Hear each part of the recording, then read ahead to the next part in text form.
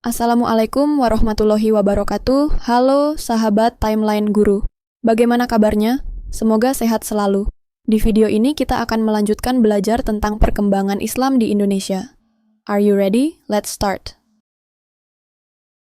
Sebelum masuk ke materi, kita perlu mengetahui tujuan pembelajaran kita dalam materi ini. Sahabat Timeline Guru diharapkan mampu menganalisis sejarah penyebaran Islam di Nusantara melalui pendekatan budaya yang harmonis. Apa saja yang akan kita pelajari dalam materi ini? Kita akan menjelajahi proses awal masuknya Islam ke Nusantara. Penasaran bagaimana sejarahnya? Yuk, kita mulai. Sahabat Timeline Guru, secara umum agama Islam masuk ke Indonesia melalui beberapa jalur, yaitu perdagangan, perkawinan, politik, pendidikan, seni budaya, dan tasawuf. Yuk, kita bahas satu persatu. Pertama, perdagangan. Tahukah kamu bahwa Islam pertama kali masuk ke Indonesia melalui jalur perdagangan? Letak strategis Nusantara di jalur perdagangan internasional menjadikannya tempat persinggahan utama bagi para pedagang dari berbagai belahan dunia. Para pedagang Muslim dari Arab, Persia, India, dan Cina datang membawa barang dagangan seperti rempah-rempah, kain sutra, dan perhiasan. Namun, mereka tidak hanya berdagang, mereka juga berinteraksi dengan masyarakat setempat, berbagi nilai-nilai Islam, dan menunjukkan sikap jujur serta adil dalam setiap transaksi. Penduduk lokal pun tertarik dan mulai mempelajari ajaran Islam. Lambat laun, agama ini berkembang pesat di pusat-pusat perdagangan seperti Jawa, Sumatera, dan Maluku. Dari perniagaan sederhana hingga perubahan besar dalam kepercayaan, jalur perdagangan telah menjadi gerbang utama penyebaran Islam di Indonesia. Menarik, bukan? Tahukah kamu? Selain perdagangan, perkawinan juga menjadi salah satu jalur utama penyebaran Islam di Nusantara. Uniknya, dalam prosesi pernikahan, calon mempelai dari kalangan pribumi biasanya mengucapkan kalimat syahadat sebelum menikah.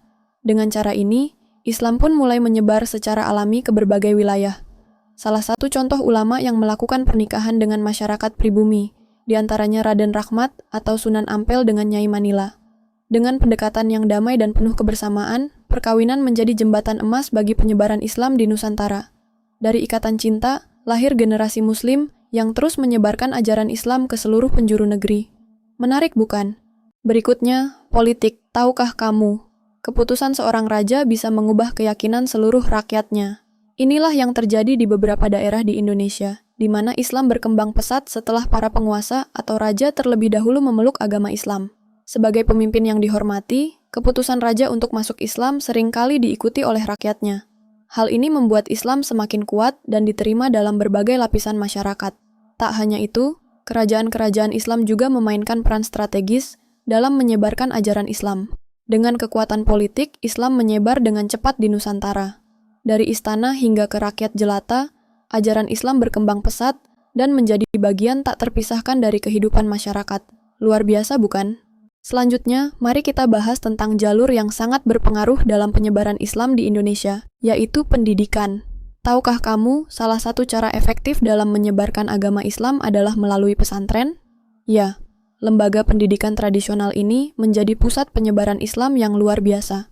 Para santri tidak hanya belajar, tapi juga dipersiapkan menjadi juru dakwah yang siap menyebarkan ajaran Islam ke berbagai penjuru negeri.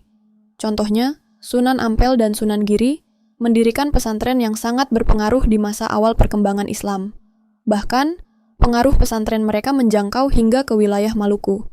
Yang lebih keren lagi, para lulusan pesantren ini tidak hanya lulus dalam arti akademik, tapi mereka langsung dikirim ke berbagai daerah untuk berdakwah dan mengajarkan ajaran Islam. Inilah yang membuat pesantren menjadi kekuatan besar dalam proses Islamisasi di Nusantara. Sekarang, kita beralih ke jalur yang unik dan menyenangkan dalam penyebaran Islam, yaitu kesenian. Siapa sangka, pertunjukan wayang dan gamelan yang begitu memukau itu ternyata punya peran besar dalam proses Islamisasi di Indonesia. Ya, para wali songo dengan cerdas memanfaatkan kecintaan masyarakat terhadap kesenian sebagai sarana dakwah yang efektif. Bayangkan, di tengah alunan gamelan yang merdu dan kisah wayang yang seru, terselip ajaran-ajaran Islam yang disampaikan dengan halus dan mengena. Cara kreatif ini banyak digunakan di berbagai daerah seperti Yogyakarta, Solo, Cirebon, dan lainnya. Gamelan yang sudah menjadi bagian dari budaya Jawa ini berhasil menarik perhatian masyarakat. Dan saat mereka berkumpul untuk menikmati pertunjukan, disitulah dakwah Islam disisipkan. Seni menjadi jembatan yang indah antara budaya lokal dan ajaran agama. Menarik, bukan? Seni dan dakwah berjalan seiring, menjadikan penyebaran Islam terasa lebih dekat dan menyatu dengan kehidupan masyarakat sehari-hari. Terakhir, mari kita bahas tentang tasawuf, jalur penyebaran Islam yang menyentuh sisi spiritual masyarakat. Tasawuf adalah ajaran yang mengajak seseorang untuk lebih dekat, lebih mengenal, dan lebih mencintai Allah.